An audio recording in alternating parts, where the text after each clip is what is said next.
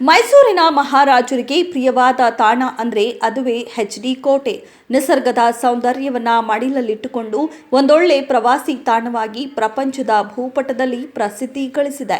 ಹೀಗಿರುವಾಗ 1975ರಲ್ಲಿ ಕಬಿನಿ ಜಲಾಶಯ ಮತ್ತು 1957ರಲ್ಲಿ ನುಗು ಜಲಾಶಯ ಹಾಗೆ ತಾರಕ ಮತ್ತು ಹೆಬ್ಬಾಳ ಜಲಾಶಯಗಳನ್ನು ನಿರ್ಮಿಸಿ ಪ್ರಸಿದ್ಧಿ ಪಡೆಯಲು ಮೂಲ ಕಾರಣಕರ್ತರಾಗಿರುವ 30 ಕುಟುಂಬಗಳ ಕಾರ್ಮಿಕರ ಬದುಕು ಇಂದು ಭೂ ಮಾಫಿಯಾಗಳ ಆರ್ಭಟಕ್ಕೆ ಬೆಚ್ಚಿಬಿದ್ದು ಗ್ರಾಮವನ್ನೇ ತೊರೆದಿರುವ ಘಟನೆ ರಾಜ್ಯದ ಮುಖ್ಯಮಂತ್ರಿ ಸಿದ್ದರಾಮಯ್ಯನವರ ಭದ್ರಕೋಟೆ ಅನ್ನಿಸಿಕೊಂಡಿರುವ ಚಾಮರಾಜನಗರ ಜಿಲ್ಲೆಯ ಗುಂಡ್ಲುಪೇಟೆ ತಾಲೂಕಿನ ಬೇಗೂರು ಹೋಬಳಿಗೆ ಸೇರಿರುವ PS ವರ್ಗೀಸ್ ಕಾಲೋನಿಯಲ್ಲಿ ನಡೆದಿದೆ.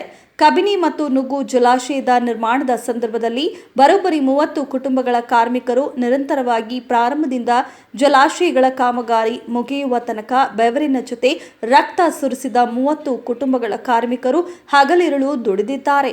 ಇವರ ಶ್ರಮವನ್ನ ಗಮನಿಸಿದ ಅಂದಿನ ಅಂದರೆ 1984ರಲ್ಲಿ ರಾಜ್ಯ ಸರ್ಕಾರದ ಮುಖ್ಯಮಂತ್ರಿಗಳಾಗಿದ್ದ ರಾಮಕೃಷ್ಣ ಹೆಗಡೆಯವರು ಬೋವಿ ಜನಾಂಗಕ್ಕೆ ಸೇರಿದ 30 ಕುಟುಂಬಗಳ ಜೀವನೋಪಾಯಕ್ಕೆ ಎಂದು ತಲಾ ಒಬ್ಬರಿಗೆ 5 ಎಕರೆ ಉಳುವ ಭೂಮಿ ಮಂಜೂರು ಮಾಡಿ ಆದೇಶ ಪತ್ರಗಳನ್ನು ಕೂಡ ನೀಡಿ ಬಂಡೀಪುರ ರಾಷ್ಟ್ರೀಯ ಉದ್ಯಾನವನದ ಅಂಚಿನಲ್ಲಿರುವ ಗುಂಡ್ಲುಪೇಟೆ ತಾಲೂಕಿನ ಬೇಗೂರು ಸಮೀಪದ PC ವರ್ಗೀಸ್ ಕಾಲೋನಿಯಲ್ಲಿ ವಾಸದ ಮನೆಗಳನ್ನು ಕೂಡ ಕಲ್ಪಿಸಿಕೊಟ್ಟಿದ್ದರು.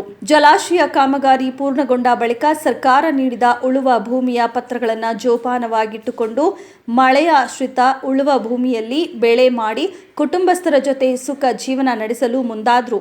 ಸತತ 30 ವರ್ಷಗಳ ಕಾಲ ಸರ್ಕಾರ ನೀಡಿದ ಉಳುವ ಭೂಮಿಯಲ್ಲಿ ಬೆಳೆ ಮಾಡಿ ಇಂದಿಗೂ ಕೂಡ ಮಕ್ಕಳು ಮೊಮ್ಮಕ್ಕಳ ಜೊತೆಗೂಡಿ ಜಮೀನಿನ ಸುಪರ್ದಿಯಲ್ಲಿದ್ದಾರೆ. ಹೀಗಿರುವಾಗ ಇದೇ ಸಂದರ್ಭದಲ್ಲಿ 1994 ಹಾಗೂ 95ರಲ್ಲಿ ಕರ್ನಾಟಕ ಮತ್ತು ತಮಿಳುನಾಡು ಗಲಭೆ ಪ್ರಾರಂಭವಾಗಿ ಕೆಲ ಕಾರ್ಮಿಕರು ಘರ್ಷಣೆಗೆ ಬೆದರಿ ತಮ್ಮ ಕುಟುಂಬಸ್ಥರ ಜೊತೆಗೆ ಬೇರೆಡೆ ತೆರಳಲು ಮುಂದಾದರು. ಇಂದಿಗೂ ಕೂಡ PC ವರ್ಗೀಸ್ ಕಾಲೋನಿಯ ಕೂಲಿ ಕಾರ್ಮಿಕರು ಮತ ಚಲಾಯಿಸುತ್ತಾರೆ. ಪಡಿತರ ಕಾರ್ಡುಗಳು ಮತ್ತು ಆಧಾರ್ ಕಾರ್ಡ್ಗಳನ್ನು ಹೊಂದಿದ್ದಾರೆ. ಯಾವುದೇ ಮೂಲಭೂತ ಸೌಲಭ್ಯಗಳು ನಾಪತ್ತೆಯಾಗಿದ್ರೂ ಕೂಡ ಅಲ್ಲಿ 30 ಕುಟುಂಬಗಳ ಜನರು ಜೀವನ ಸಾಗಿಸುತ್ತಿದ್ದಾರೆ. ಈ ಕೂಲಿ ಕಾರ್ಮಿಕರ ಬಡತನ ಮತ್ತು ಅನಕ್ಷರತೆಯನ್ನ ಗಮನಿಸಿದ ಭೂಮಾಫಿಯಾಗಳು ವಯೋಸಹಜ ಮತ್ತು ಅನಾರೋಗ್ಯದಿಂದ ಸಾವನ್ನಪ್ಪಿರುವ ಕೂಲಿ ಕಾರ್ಮಿಕರ ನಕಲು ಹೆಬ್ಬೆಟ್ಟನ್ನ ಬಳಸಿಕೊಂಡು ಸರ್ಕಾರ ನೀಡಿರುವ ಇವರ ಉಳುವ ಭೂಮಿಯನ್ನ ನುಂಗಲು ಮುಂದಾಗಿದ್ದಾರೆ.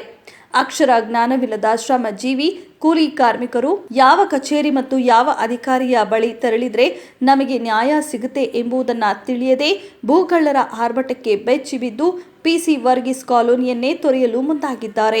ದಿನನಿತ್ಯ ಭೂಗಳ್ಳರ ಭಂಟರು ಬಡ ಕಾರ್ಮಿಕರಿಗೆ ಬೆದರಿಕೆಗಳನ್ನು ಒಡ್ಡಿ ಭಯದ ವಾತಾವರಣವನ್ನು ಸೃಷ್ಟಿ ಮಾಡಿದ್ದಾರೆ.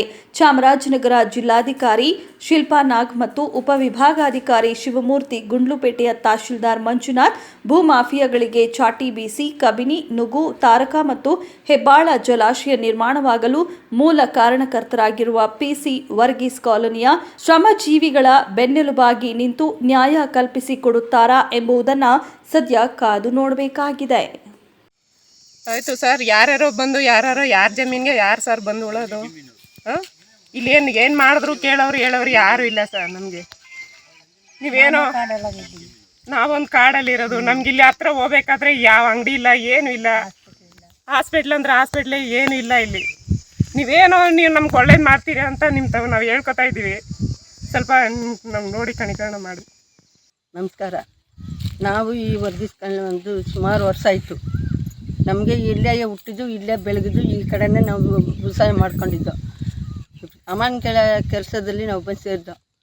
ಡ್ಯಾಮು ಬೀಚ್ನಲ್ಲಿ ಬಿದ್ರವಳ್ಳಿ ಆ ಡ್ಯಾಮ್ನಲ್ಲಿ ಬಂದು ಕೆಲಸ ಮಾಡ್ಕೊಂಡು ಯಾರೋ ಇಲ್ಲಿ ಇದ್ದರು ಏನು ನಮಗೆ ಒಂದು ಜಮೀನು ಕೊಡ್ಸೋಕ್ಕೆ ರೆಡಿ ಮಾಡಿಸ್ಕೊಟ್ರು. ನಾನು ಇಲ್ಲಿಯ ಕಾವಲಿ ಕೆಲಸ ಮಾಡಿದ್ದೆ. ಹೆಣ್ಣುಗಳು ಇಲ್ಲಿಯೇ ಹುಟ್ಟಿತ್ತು. ಇಷ್ಟು ವರ್ಷದಲ್ಲಿ ಇದ್ದೆ. ಏನೋ ಇವಳು ಮದುವೆ ಮಾಡೋಕ್ಕೆ ಹೋಗಿದ್ದೆ. ಈಗ ಬಂದು ನನ್ನ ಜಮೀನನ್ನು ಮಾಡ್ತಾರ. ನಮ್ಗೆ ಆ ಜಮೀನು ನಮಗೆ ಬೇಕು. ನನ್ನ ಹೆಸರಲ್ಲಿ ಇರೋದದು. ಬೇರೆ ಯಾರು ಬಂದು ಉಳ್ತಾ ಇದ್ದಾರೆ? ಯಾರೋ ಬಂದು ಹುಟ್ಟುತ್ತಾರ. ಈಗ ನಿಮಗೆ ಗೊತ್ತಿಲ್ಲ? ಅವರು ಗೊತ್ತಿಲ್ಲ ಸ್ವಾಮಿ ಯಾರು ಅಂತ. ನಿಮ್ಮ ಹೆಸರು? ಮಲಯಾತ. ನನ್ನ ಹೆಸರು ಎಸ್ ಸಿದ್ದರಾಜು ಅಂತ, ದಲಿತ ಸಂಘರ್ಷ ಸಮಿತಿ ಅಧ್ಯಕ್ಷ, ನಂಜನಗೂಡು ತಾಲೂಕು, ದೇವರಾಜಶೆಟ್ಟಿಪುರ ಗ್ರಾಮ. ನಮ್ಮ ಎಡನಹಳ್ಳಿ ಗ್ರಾಮದಲ್ಲಿ ನಮ್ಮದು ಜಮೀನಿದೆ. ಇದು 1984ರಲ್ಲಿ ನಮ್ಮ ಇಲ್ಲಿ ಎಲ್ಲ ತಮಿಳಿಯನ್ಸು ಅಂದರೆ ಬೋವಿ ಜನಾಂಗದವರು ನಮ್ಮ ಬೀತ್ನಳ್ಳಿ ನಮ್ಮ ಬೀರ್ವಳ್ ಡ್ಯಾಮ್ ಕಟ್ಟಕ್ಕೆ ಬಂದವರು.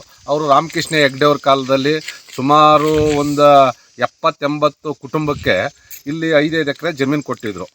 ಆ ಜಮೀನನ್ನ ವ್ಯವಸಾಯ ಮಾಡಿಕೊಂಡು ಬರ್ತಾಯಿದ್ರು.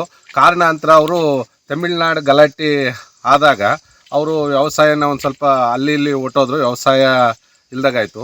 ಆಮೇಲೆ ಬಂದ್ಬಿಟ್ಟು ಬೇರೆದವರು ಅವ್ರ ಹತ್ರ ಬೇರೆಯವ್ರನ್ನ ಕರೆದು GPA ಮಾಡಿ ಅವ್ರಿಗೆ ಬೇರೆ ಹೆಸರಲ್ಲಿ ಇರೋರ್ನೆಲ್ಲ ಯಾರೋ ಬೇರೆ ಅವ್ರನ್ನ GPA ಮಾಡಿ ಬೇರೆ ರಾಜ್ಯದವ್ರು ಬಂದು ಇಲ್ಲಿ ಜಮೀನ ಇದು ಮಾಡ್ತಾಯಿದ್ದಾರೆ. ಇಲ್ಲಿ ಜಮೀನು ಎಡನಹಳ್ಳಿ ಗ್ರಾಮ, ಗುಂಡ್ಲುಪೇಟೆ ತಾಲೂಕು, ಚಾಮರಾಜನಗರ ಜಿಲ್ಲೆಗೆ ಸೇರಿದ್ದು. ಇಲ್ಲಿ ಎಲ್ಲ ಅವರು ತಂದೆ ತಾಯಿಗೆ ಕೊಟ್ಟಿರೋಂಥ ಜಮೀನುಗಳೆಲ್ಲ ಅವರೇ ಬಂದು ಉಳಕ್ಕೆ ಬಂದರೆ ಇಲ್ಲಿ ಬೇರೆಯವರು ಬಂದು ನಾ GPA ಮಾಡ್ಕೊಂಡಿದ್ದೀನಿ, ನನ್ನ ಹೆಸರಿಗೆ ರಿಜಿಸ್ಟರ್ ಆಗಿದೆ ಅಂದ್ಬಿಟ್ಟು ಅವ್ರಿಗೆ ತೊಂದರೆ ಕೊಡ್ತಾ ಬಡ ಕುಟುಂಬಕ್ಕೆ ಇದು ಮಾಡ್ತಾಯಿದ್ದಾರೆ. ಅದಕ್ಕೆ ತಾವು ಪೊಲೀಸ್ ಅಧಿಕಾರಿಗಳು ಮತ್ತು ಸಂಬಂಧಪಟ್ಟ